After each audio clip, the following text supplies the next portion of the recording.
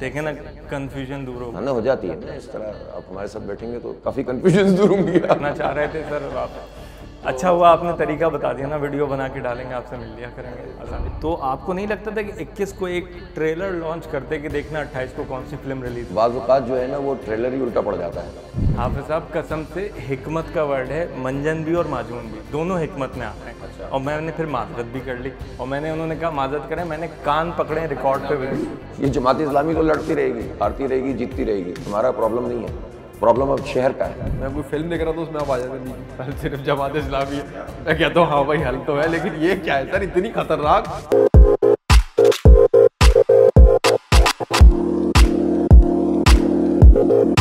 बिस्मिल्लाहिर्रहमानिर्रहीम, अस्सलाम वालेकुम। वेलकम करते हैं आपको मेरा ये शो में। हमेशा की तरह शो में मैं सैयद आतिफ आपके सामने मौजूद हूँ। हमारे साथ रमीज़ भाई मौजूद हैं, थोड़ा सा फ्लू है उन्हें, तो यकीनन आज मुझे बोलने का ज़्यादा मौका मिलेगा। अल्लाह का लाख लाख शुक्र है। रूबिक टीवी रिक्शा पे आज की एपिसोड बहुत इंपॉर्टेंट है। जैसा कि आपको पता है कि हम बल्दियाती इंतखाबात के हवाले से शोज़ अपने बैक टू बैक कर रहे हैं। तो अगर मैं ये कहूँ कि आज हमारे पास जो मेहमान हैं वो कराची के बल्दियाती इलेक्शन के बब्बर शेर अगर उन्हें कहा जाए तो बिल्कुल गलत नहीं होगा, बल्कि शायद शेर भी थोड़ा सा चौड़ा हो जाए ये सुनने के बाद में। मेहमान के तारुफ से पहले एक छोटा सा सच्चा वाक़या। सब यूट्यूबर्स की तरह हम भी चाह रहे थे कि हम इंटरव्यू करें, हमने गलत चैनल अप्रोच किया। उसके बाद हम कराची वाले हैं, थोड़ा गुस्सा आ गया, जज्बात में हमने वीडियो बना दी। वीडियो पहुंची सही जगह पे, वहाँ से हमें रिमोट मिला, उन्होंने कहा आप इस रिमोट से चैनल लगाएं। माओं की दुआ पूरी हुई और हमें सलमान शेख भाई की कॉल आ गई। और आज हमारे साथ शो में मौजूद हैं जनाब अमीर कराची बराए जमात इस्लामी जनाब हाफिज़ नईमुर्रहमान साहब। अस्सलाम वालेकुम and welcome to the show. वालेकुम अस्सलाम, क्या हाल है भाई, ठीक हैं? मैं बिल्कुल ठीक ठाक हूँ सर। और वेरी स्ट्रेट एक चीज़ जो मैंने आपके ख़िताब में और पॉडकास्ट में ऑब्ज़र्व की वो आपसे पूछना चाहूँगा कि जब आप टॉक शो में होते हैं या पॉडकास्ट में होते हैं तो वहाँ पे बड़ा मज़ेदार उर्दू वाला गालिब और मीर तकी मीर का लहजा होता है, लेकिन जब जलसे में होते हैं तो आपका ब्लूटूथ अचानक से जो है तारुल कादरी साहब को पकड़ना शुरू कर देता है। ये मिलाया तो आपने पता नहीं क्यों उनसे, लेकिन हर जगह की अपनी एक वो होती है ना, ऑडियंस होती है और हालात होते हैं, माहौल होता है। तो जलसे का माहौल अलग होता है, सेमिनार का अलग होता है, टॉक शो का अलग होता है, गपशप का अलग होता है। तो उसी माहौल से बात करनी चाहिए मेरे ख्याल। आपसे मैं और रमीज़ क्या सवाल पूछ सकते हैं और क्या सवाल नहीं पूछ सकते? आप सब कुछ पूछ सकते हैं। चलें फिर ठीक है। रमीज़, ये मेरे घर का बिजली का बिल है और बिजली के बिल से स्टार्ट करते हैं। जैसे कि आपको पता है ईस्ट इंडिया कंपनी। पूछने का काम आपका है, जवाब देने का मेरा। बिल्कुल सर। ठीक है ना, तो आप सब कुछ पूछ सकते हैं और मैं जो जवाब देना चाहूँ जवाब। बिल्कुल बिल्कुल सर, आप बिल्कुल। ईस्ट इंडिया कंपनी, मेरा मतलब के इलेक्ट्रिक वर्सेस कराची का जो मुकदमा है उसमें कराची की साइड से हाफिज़ साहब लीड कर रहे हैं और जाहिर सी बात है वहाँ से लॉर्ड माउंटबेटन ही होंगे। सर ये इस महीने 8,800 अब तक 56 रुपये का बिल आया है। इसमें इलेक्ट्रिसिटी ड्यूटी लगाई गई है 111 रुपये 42 पैसे। सर ये ड्यूटी क्या होती है? ये आज तक कराची वालों को नहीं समझ में आया। ये बस ड्यूटी होती है, ठीक है ना। असल में देखें, ये इस तरह के जितने चार्जेस हैं ना, इलेक्ट्रिसिटी ड्यूटी हो गई, फिर उसके बाद आपने एक फ्यूल एडजस्टमेंट चार्जेस देखेंगे, फिर आप एक सेल्स टैक्स देखेंगे। जो कमर्शियल होते हैं उनके अंदर एक इजाफी सेल्स टैक्स आता है, एक इनकम टैक्स भी आता है, पता नहीं कितनी तरह के टैक्स ये लगा के देते हैं। ये दो तरह की चीज़ें हैं।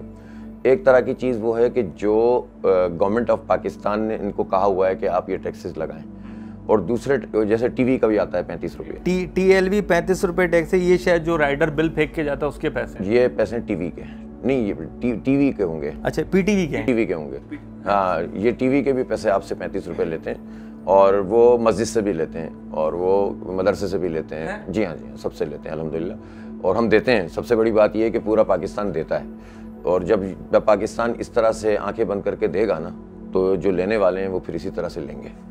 इसीलिए हम आवाज़ बुलंद करते हैं कि इस तरह की जो ड्यूटीज़ हैं इसका कोई ताल्लुक़ हमारे बिलों से नहीं है। एक तो ये कि बिजली की प्राइस वैसे ही आपने ज़्यादा की हुई है। असल में हमारे मुल्क का प्रॉब्लम ये है कि जो वुज़रा के लेवल पर भी, जो फाइनेंस के ख़ास तौर पर लोग आते हैं बाहर से और मुख्तलिफ और इदारों की सूरत में, इधर भी IMF बैठी होती है, इधर भी IMF बैठी होती है, तो IMF से मुज़ाकरात करके और स्टेट बैंक में भी IMF को बिठा देते हैं। तो फिर तीनों IMF मिलकर ये तय करती हैं कि पाकिस्तान के साथ क्या करना है। तो इसी तरह की ये चीज़ें होती हैं। तो के इलेक्ट्रिक प्राइवेटाइज़ हुआ, उसने अपनी कोई कमिटमेंट पूरी नहीं की। फिर 2009 में इसको ताज़ा दम शिकारियों के हवाले कर दिया गया, शेयर्स उठाकर दूसरी कंपनी को दे दिए गए। पीछे से ये लोग एक थे और 50 अरब रुपए की लायबिलिटी उस वक्त के जो हमारे सदर मुमलिकत थे जरदारी साहब, उन्होंने पाकिस्तान के ख़जाने से अदा करके नई ताज़ा दम कंपनी को लिया है। अब भी यही साजिश हो रही है कि ओवर बिलिंग करके फ्यूल एडजस्टमेंट चार्जेस के नाम पर ज़्यादा से ज़्यादा टैरिफ देकर, और जितनी ओवर बिलिंग होगी उतना ही सेल्स टैक्स ज़्यादा होगा तो IMF की वो शर्त भी पूरी हो जाएगी। तो सब कुछ आवाम से निचोड़ने के लिए ये सारी ड्यूटीज़ लगती हैं। खुद जागीरदार अपने ऊपर टैक्स नहीं लगाना चाहते, बड़े बड़े लोग जो हैं वो अब टैक्स फ्री हैं, सबको पेट्रोल फ्री मिल रहा है, लेकिन हमारे लिए मिडिल क्लास गरीब आदमी के लिए जो है सारी ड्यूटियाँ हैं, इसलिए हम आवाज़ उठाते हैं। अभी इस महीने जो कराची के लोगों को बिल हाफिज साहब मिला है उसमें एक नई इन्होंने जो है वो तितली छोड़ी है, यूनिफॉर्म क्वार्टरली एडजस्टमेंट 206 रुपये 80 पैसे। यूनिफॉर्म तो देखे हुए भी मुझे बड़ा ज़माना हो गया, बस ये पुलिस वालों की ही देखते हैं सर हम। ये एक होता है माहाना फ्यूल एडजस्टमेंट चार्जेस और एक इन्होंने क्वार्टरली भी बना लिया है। तो ये नेपरा, हुकूमत और के इलेक्ट्रिक का एक इकट्ठ है। हम हर हियरिंग में नेपरा की उनकी जो यूनिफॉर्म कमिटमेंट है उसके पैसे, अच्छा ओहो, देखें ना कंफ्यूजन दूर हो ना हो जाती है ना। इस तरह आप हमारे साथ बैठेंगे तो काफ़ी कंफ्यूजन दूर होंगी। करना चाह रहे थे सर आप, अच्छा हुआ आपने तरीका बता दिया ना, वीडियो बना के डालेंगे, आपसे मिल लिया करेंगे आसान। वीडियो बना के तो मैंने मना कर दिया था।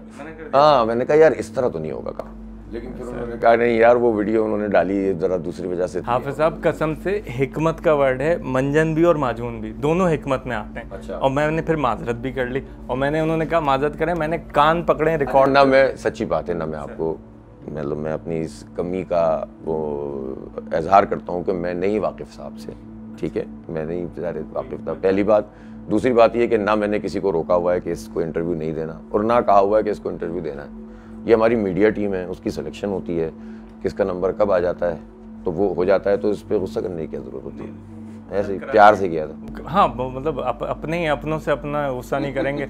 आप या तो 2 कप चाय लेके आ जाएं या कुछ पूछ। जी शुक्रिया सर। अभी आप एक जगह मौजूद थे, नाले में जो फैमिली गिर गई और हलाक हो गए वो, तो ये इसका जिम्मेदार कौन है?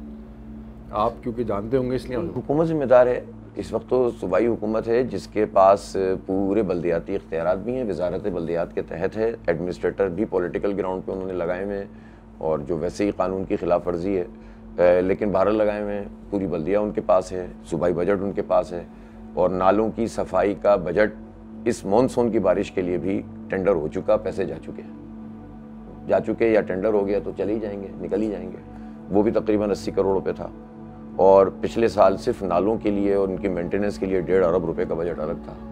ये सारे पैसे खर्च हो गए, ठीक है, और नाले वही हैं जिसमें लोग डूब डूब के जो है जिंदगियाँ जा रही हैं। सर ये आपको लगता है कि मेयर जो आएगा वो इनके जो माफिया जो इन्होंने इतना इसको जकड़ा हुआ है वो इसको आइस ब्रेक कर सकेगा और कुछ कर सकेगा? कर सकता है किसी हद तक, लेकिन पूरा निज़ाम तो उसके पास नहीं होगा, क्योंकि मेयर है वो कोई प्राइम मिनिस्टर या प्रेसिडेंट या वो। इन्होंने तो प्राइम मिनिस्टर को जो है वो बिल्कुल ऑफ किया हुआ था। आप CM ने तो प्राइम मिनिस्टर को चने चबवाए में, तो मेयर कैसे कर? नहीं कहा है कि चने चबवाएं, सब मिली भगत है। अभी तक तो सूबाई हुकूमत और वफाकी हुकूमत तो अब एक ही है ना, 11 गुजरा हैं पीपल्स पार्टी के इस वक्त वफाकी हुकूमत में। सर आज से 2.5 साल पहले कराची की आबादी गिनी गई थी, 2.5 करोड़ आई थी, और अभी भी लोग ये कह रहे हैं कि उसमें शायद कोई 150-200 बंदों का इजाफा हुआ है सिर्फ।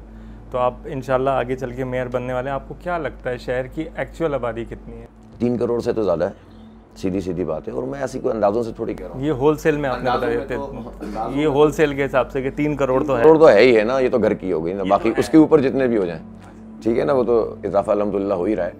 नहीं, उसकी एक रीज़न है, 3 करोड़ जो है वो हम इसलिए कह रहा हूँ कि UNO की बहुत सारी रिपोर्ट्स मौजूद हैं। एक हमारे डेमोग्राफर्स हैं डॉक्टर मेहताब करीम, सब जानते हैं उनको अच्छी तरह, रिनाउंड हैं, उनकी रिपोर्ट्स मौजूद हैं। डॉक्टर आरिफ हसन हमारे मास्टर प्लान के और जो टाउन प्लानिंग के समझ लें कि बहुत बड़े आदमी हैं, उनकी रिपोर्ट्स आप देख लें। ख़ुद अमेरिका वगैरह में बहुत सारे इदारे हैं जो स्टडी करते हैं, उनके थिंक टैंक्स की रिपोर्ट देख लें। उन सारी रिपोर्टों को जब हम देखते हैं तो उससे पता चलता है एयरवाइज़ के कराची की आबादी किसी तौर भी इस वक्त 3 करोड़ से कम नहीं है, ज़्यादा तो हो सकती है। अच्छा, जहाँ तक हुकूमत का ताल्लुक़ है, हुकूमत ने इसको 1 करोड़ 60 लाख गिना है, जो कि शहरी और देही दोनों मिलाकर। तो जो कराची की देही आबादी है डिस्ट्रिक्ट काउंसिल की थी, उसको मिलाकर इन्होंने 1 करोड़ 60 लाख गिना है। उस वक्त जब गिना गया था तो हमारे ख्याल में वो आबादी उस वक्त कम से कम 2.25 करोड़ या 2.5 करोड़ से ऊपर थी। अब तो कराची में सभी लोग रहते हैं ना, अब तो वो डिबेट जो है वो ख़त्म हो गई, अब ये कहानी ख़त्म हो गई। अब तो अल्हम्दुलिल्लाह जो सूबाई हुकूमत कर रही है वो तो कराची के, आपके ख्याल में जो सिंधियों की आबादी है कि वहाँ पर गड़े नहीं पड़े हुए? वहाँ तो और बहुत बुरा हशर है वहाँ तो। नहीं, सूबाई हुकूमत कुछ कर रही है सर? गड़े बनाने का काम बहुत बड़ा काम है। सर ये कौन सी सड़कों पे घूमते हैं शदीद बारिश में जो बिल्कुल सूखी होती? वो सूखी भी नहीं होती हैं, वो ये कहते हैं पानी उतर गया। तो वो कुछ जगहों पे 2-3 घंटे में, जब जैसे यूनिवर्सिटी रोड की चंद जगहों पे उतर गया तो वहाँ जा चले जाते हैं, और उसके बाद कुछ और जगह पे उतर गया तो वहाँ चले जाते हैं। बाकी जाहिर है कि इस वक्त पूरा शहर डूबा हुआ है गटर के पानी में, सड़कों पे गड़े हैं। ये बताने की कराची के 3 करोड़ लोगों के लिए बात छुपी हुई थी ना, हर रोज़ाना एक्सपीरियंस कर रहे हैं भाई, सभी कर रहे हैं। उनका अगर ख़ास कोई मखसूस इलाका है तो वो तो मैं CM हाउस के साथ में गड़ा पड़ा हुआ है सर।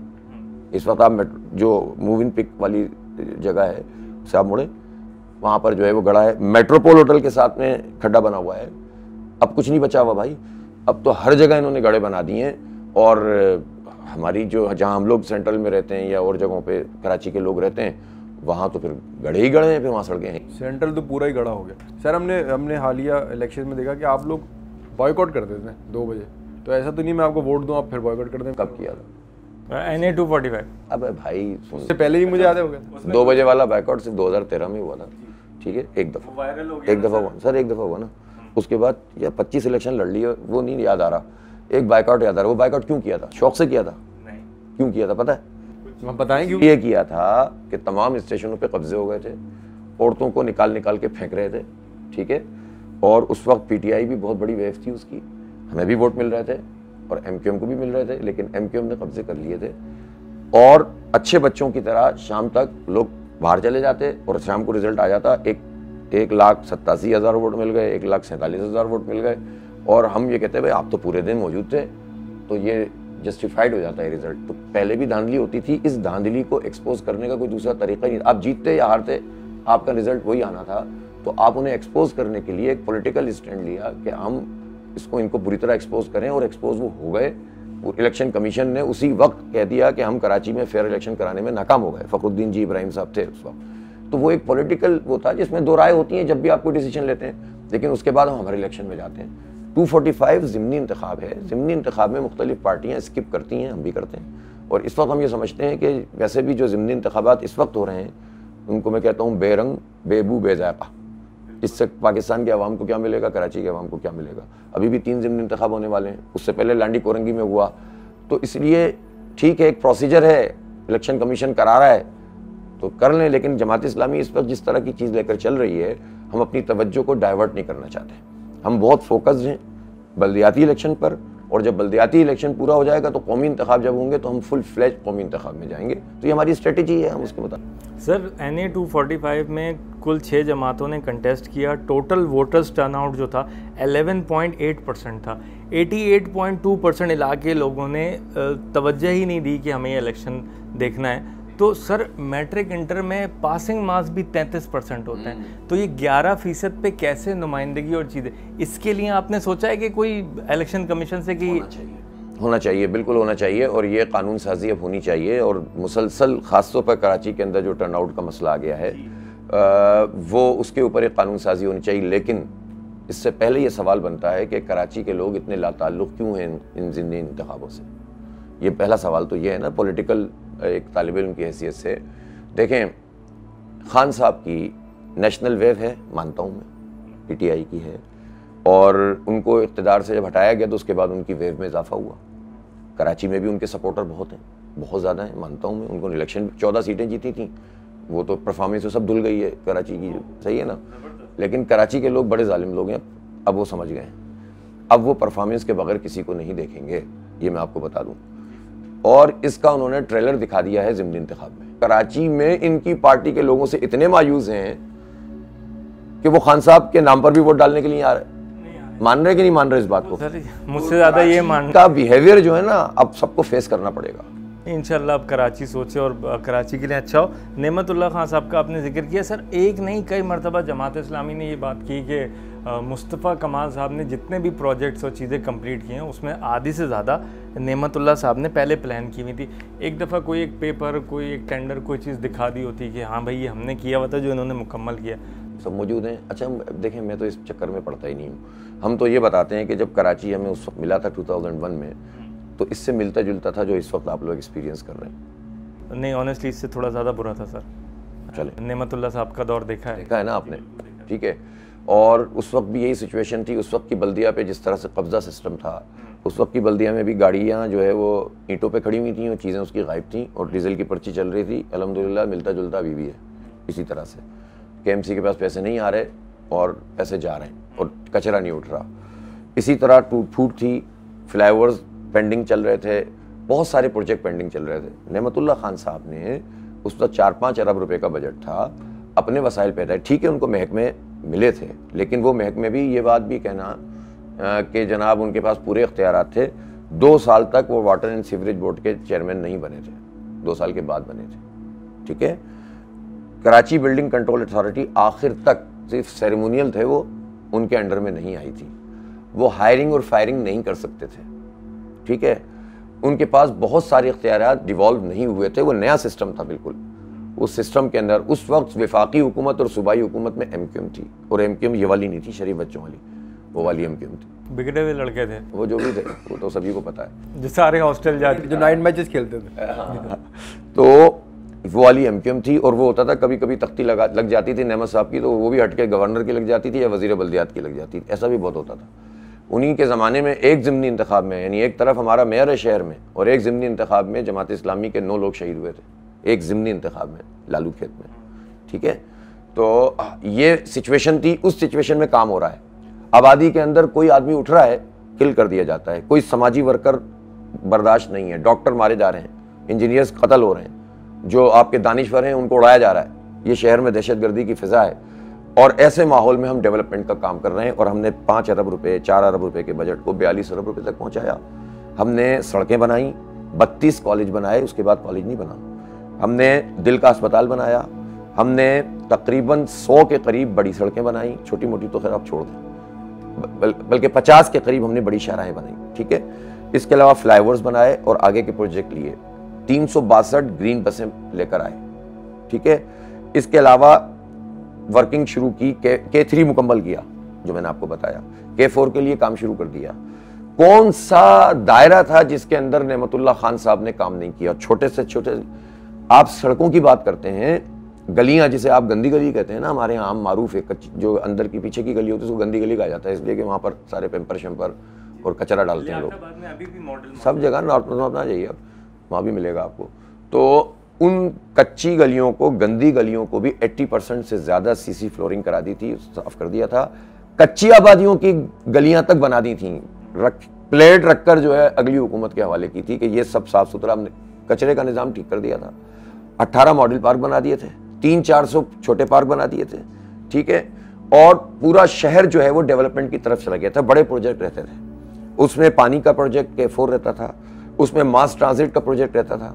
उन्होंने मुख्तलिफ कंपनियों से बातचीत करके लाइट रेल सिस्टम के लिए कॉरिडोर की बात कर ली थी, जिसको हुकूमत ने अप्रूव नहीं किया, जबकि उस पार्टी ने अप्रूव करके 40 साल की डेफर पेमेंट पर आज ये जो 3 अट्टी वाली रोड है ना, ये लाइट रेल होता, एलिवेटेड भी और अंडरग्राउंड भी, रेल के जरिए से आप पहुंचते टावर तक, और इस तरह के 5 कॉरिडोर बनने थे, थ्रू करने देते। तो ये मैं आपको बता रहा हूँ जो हमने किया। कागज मुझे बताने की जरूरत ही नहीं, आप जाएं कि रिकॉर्ड देख लें। उस नेमतुल्ला साहब के दौर में अगर अंडरग्राउंड बन गया होता ना, तो भी हमने उतर के ये बोलना था मोबाइल सब छिन गया यार, क्या। हाँ, जाहिर है वो तो अपनी जगह है। लेकिन उसके बाद डेवलपमेंट हुई तो इस तरह हुई कि गरीबाबाद का अंडरपास का जो टेंडर किया था नेमतुल्ला खान साहब ने, वो 8 करोड़ का किया था, और जब वो काम मुकम्मल हुआ तो 42 करोड़ में हुआ। ये तो काम आज मैं आपसे बोल रहा हूँ ना, आप चेक कर ले जाके। ठीक है, तो ये एक मॉडल बता रहा हूँ। शाह फैसल का जो पुल है, जो शाहराह फैसल को मिलाता है शाह फैसल कॉलोनी शमा शॉपिंग सेंटर से वगैरह से, उस पुल को हमने बजटेड कॉस्ट से कम में और टाइम पीरियड से कम में मुकम्मल किया। ये भी रिकॉर्ड का हिस्सा है, जाकर देख लीजिए। कई प्रोजेक्ट हमने बजटेड K3 मंसूबा बजटेड कॉस्ट से कम में किया। ठीक है, और जो पैसे बच गए थे 50-60 करोड़ रुपए, उसमें इसकी एक्सटेंशन में इस्तेमाल किया कि चलो अंदर की लाइनें ठीक हो जाएं। एक मॉडल नेमतुल्ला खान का था, एक मॉडल फिर MQM का था। आप क्यों मुस्तफ़ा कमाल भाई से हमें लड़ाना चाहते हैं? मुस्तफ़ा भाई से हमारी थोड़ी लड़ाई है कोई। लड़ाई तो ये है कि जो काम भी था वो मेयर थे अल्ताफ हुसैन के नॉमिनेटेड, और वो मेयर थे MQM के। तो अच्छाई बुराई सबकी जिम्मेदारी दोनों की है। सर, आपने जो अंडरपास बनाया और जो MQM ने बनाया, पीपल्स पार्टी ने इस बारिशों में सबके रिकॉर्ड तोड़ दिए। आधे घंटे में अंडरपास बनाया, लोगों ने देखी है वीडियो। वो तो उन्होंने स्विमिंग पूल बनाया। नहीं, वो बड़ी पाइपलाइन थी, उसके अंदर से मोटरसाइकिल लेके निकल रही थी, बिल्कुल मैं पाइप के मुंह में हूँ। और लोग आजकल ये कह रहे हैं कि हाफिज साहब से जाके अगर पूछें क्या हाल है तो आप कहते हैं हल सिर्फ जमात इस्लामी। नहीं, इसलिए जमात इस्लामी हल है। देखें, ये इस तरह की तो बातें नारे लोग पहले कह दिया करें ना मैं ठीक हूँ, फिर बोल दें हल सिर्फ जमात। नहीं, हल पूछते हैं लोग, हाल नहीं पूछते। हाल तो सबका बहुत ख़राब है इस वक्त, लेकिन जमात इस्लामी हल है ही इसलिए कि अब लोग ये सोचते हैं कि इस कराची का मसला तो जमात इस्लामी हल कर सकती है। नहीं, बात यानी एक ऐसी बात है जो मैं नहीं कह रहा हूँ, आप लोगों से पूछें और लोग बताएंगे आपको कि यार हमारी सपोर्ट। बाज़ MQM के लोग कहते हैं, वैसे तो खैर MQM वाइप आउट होती जा रही है, वो कहते हैं कि यार ठीक है हम उसके सपोर्टर हैं या रहें, लेकिन कराची के लिए हम जमात इस्लामी को लाएं। कराची में हम जमात इस्लामी का मेयर देखना चाहते हैं। PTI की बहुत बड़ी तादाद ऐसी है जो उनके सपोर्टर हैं, जो खान साहब के बहुत ज़बरदस्त किस्म के, आप उनकी सोशल मीडिया के पेजेस पे जाएं, वो ये कहते हैं कि नहीं, कराची के लिए जमात इस्लामी बहुत बड़ी तादाद है।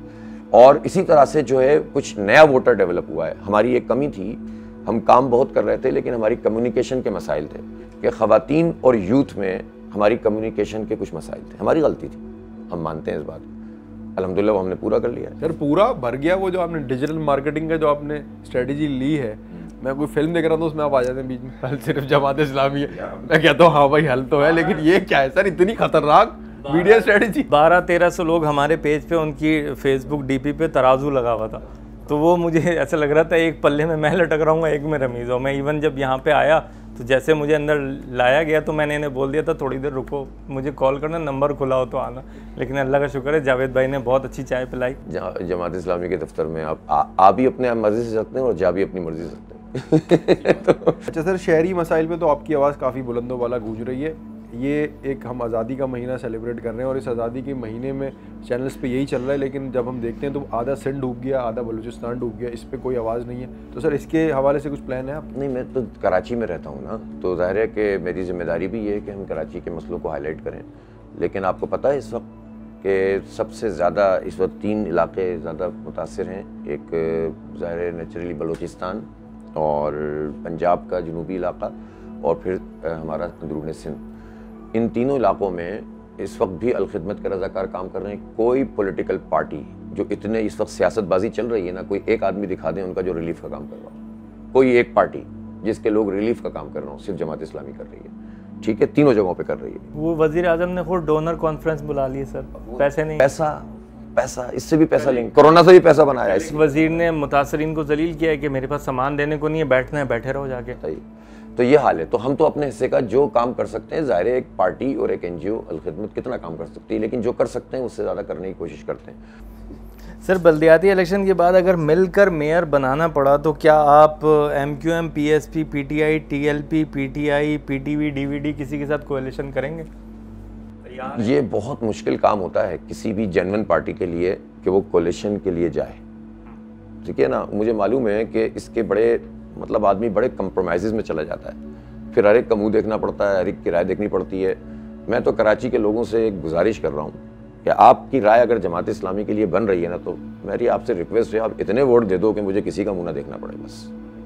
बस इतनी सी बात रिक्वेस्ट है कि अगर आप कहते हैं कि जमात इस्लामी को आना चाहिए तो यार हाथ पैर बांध के मत बनाओ, ठीक ठाक वोट दे दो, वरना हम तो हारने जीतने के लिए हमेशा तैयार होते हैं। वोट डालो, ठीक से डालो, भर के डालो, और इतने डालो कि धांधली भी नहीं कर सकें, और इतने डालो कि किसी के साथ कोलेशन में जाना भी ना पड़े। फिर हम सबको साथ लेकर चलेंगे इंशाल्लाह। ये मैं आपको बताता हूँ, ये जमात इस्लामी का ज़र्फ भी है और हमारा ट्रैक रिकॉर्ड भी है कि जब जमात इस्लामी का मेयर बनेगा तो वो सिर्फ अपने यूनियन काउंसिलों का मेयर नहीं होगा, वो पीपल्स पार्टी हो या PTI हो या कोई भी आदमी हो जिसको वोट डाला होगा, उसकी कॉन्स्टिट्यूंसी का भी मेयर होगा। Sir last but not the least, mayor के इख्तियारात के बारे में आपको मुझसे ज़्यादा पता है। साबिक मेयर वसीम अख्तर साहब सुप्रीम कोर्ट गए, उन्होंने केस फाइल किया, वो जीते, हुक्म हुआ कि भाई इसको इसकी असली शक्ल में बहाल करें। फिर अभी बल्दियाती एक्ट आया, आपने एहतजाज किया, आपकी बात मान ली गई, ना वो बात जो आपकी मानी गई वो इम्प्लीमेंट हुई है, ना सुप्रीम कोर्ट का ऑर्डर इम्प्लीमेंट हुआ। एहतजाज के अलावा हाफिज़ नईम साहब मेयर बन के क्या करेंगे? मेयर बन के तो मेयर वाले काम करने चाहिए, जितने इख्तियार हों उतना काम करना चाहिए, उससे ज़्यादा करना चाहिए। और जब आप मेयर बन जाएंगे और आपके साथ लोग खड़े होंगे इतने बड़े मैंडेट के साथ, तो अब बगैर मैंडेट के 29 दिन का धरना दिया तो एग्रीमेंट पे तो ले आए ना, और उसमें से बात चीज़ें इंप्लीमेंट हो भी गई हैं, ये भी बता दूँ मैं आपको। वाटर एंड सीवरेज बोर्ड का जो चेयरमैन है उन्होंने अपनी कैबिनेट से अप्रूव करा लिया और उसमें कैबिनेट की अप्रूवल ही ज़रूरी थी, वो हो गया है। एक सेलेक्ट कमेटी बनी हुई है सिंध असम्बली की। अच्छा, जितना मुआहदा हमारे साथ किया था उस मुआहदे के मुताबिक पीपल्स पार्टी ने, देखें अब किसी की एक आध अच्छी बात हो तो मान ही लेनी चाहिए ना, तो उन्होंने जो है वो उसके मुताबिक तरमीम पेश भी कर दी। बाद में सुप्रीम कोर्ट का फैसला भी आ गया और MQM PDM में चली गई और दोनों की कोalition गवर्नमेंट बन गई, तो दोनों मिलकर अब खेल रहे हैं। अब ये जो बल्दियाती इलेक्शन डिले कराने की कोशिशें हैं, ये जो है वो MQM भी और पीपल्स पार्टी भी ये मिलकर कर रहे हैं। तो ये दोनों कोalition पार्टनर हैं। बकरे की माँ कब तक खैर मनाएगी, ये इख्तियार तो इन्हें देना पड़ेगा। देखें, एक मेयर वो होता है जिसको सिर्फ रोना गाना है, एक मेयर वो होता है जिसको सिर्फ पॉलिटिकल पॉइंट स्कोरिंग करनी है, एक मेयर वो होगा कि जो ऑनरशिप लेगा और काम करेगा। तो उसके बात में और रोने गाने वाले की बात में ज़मीन आसमान का फ़र्क होता है। एक मेयर वो भी था सर, ख़त लिखता था वो महबूब नहीं, वो फिर उन्होंने छोड़ने के बाद बताया था मैंने ये ख़त भी लिखा, मैंने ये ख़त भी लिखा, कुछ भी नहीं हो। एक मेयर हम कराची ने वो भी देखा है, आपको याद होगा। तो अब कराची के लोगों को भी तो कम से कम ये समझना चाहिए अब कि वो ऐसे लोगों को सपोर्ट करें और उनको ताकतवर बनाएं। तो हमें अपना ज़ाती मसला तो नहीं है, हम तो अपने शहर के लिए इस काम को कर रहे हैं और ज़्यादा ताकत से करेंगे, मैंडेट दे देंगे और ज़्यादा आवाज़ बुलंद करेंगे इंशाल्लाह। थैंक यू सो मच हाफिज़ साहब फॉर योर प्रीशियस टाइम। और जैसे तैसे भी, जैसे आपने बताया कि एहतजाज करें या कुछ करें, अपनी बात मनवाएं, इसी तरह से हमने भी अपनी बात मनवा ली और आपके साथ शो करने का ज़र्फ़ हासिल किया। Sir thank you so much, आपकी बड़ी करम नवाजिश। एक अदद मारकर मेरे पास एक सियासी वाक़या बड़ा मशहूर हुआ था कि खान साहब के एक फ़ैन ने कहा था कि सर मेरी शर्ट पे साइन कर दें, बाद में 10 करोड़ रुपए की डिमांड आई, उसने शर्ट नहीं बेची। मैं हाफिज़ साहब से रिक्वेस्ट करूँगा कि #HNR लिखें, मैं शर्ट बेचूँगा, आधे पैसे अलखदमत में दूँगा, आधे से अपना बिजली का बिल भरूँगा। आप सब ने अच्छा, मैं वो वाला काम नहीं करूँगा सही है ना सर। ये बात तो मैं आपको बता दूँ, वो मुझे अच्छा नहीं लगता किसी की नकल में कोई काम करना, ठीक है ना। सर उसका बिजली का बिल का मसला है, मेरे बिजली का बिल का मसला आपकी मोनेटाइजेशन से जो है ना हल हो सकता है शायद। नहीं हल हो पाए। और आजकल नहीं चल रहा वो जो आपने यूनिफॉर्म फार्मूला बताया ना, उसमें नहीं चल रहा। तो आप चलें, अब आप YouTube पे डालेंगे ना इसको इंशाल्लाह, तो इससे आपका काफ़ी फायदा हो जाएगा, अल्लाह ने चाहा। Once again sir thank you so much. और जी, जितना हम सोच रहे थे अल्लाह का शुक्र है उससे अच्छे माहौल में हो गया शो। आप सबसे रिक्वेस्ट करूँगा, डू वॉच मेरा ये show coming up episode and do subscribe Rubik TV and rickshaw. अपना बहुत ख्याल रखिएगा, अल्लाह हाफ़िज़। हल सिर्फ जमात इस्लामी।